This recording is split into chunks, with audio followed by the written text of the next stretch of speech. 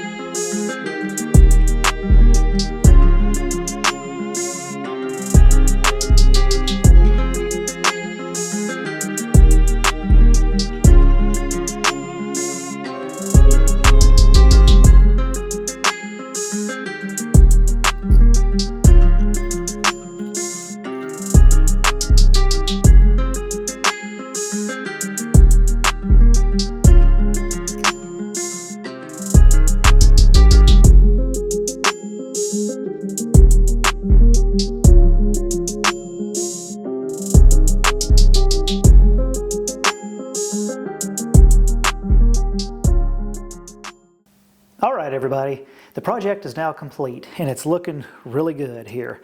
I like having the matching stand along with the razor handle, and this red heart along with the chrome I think looks really, really sharp. I look forward to getting to use this.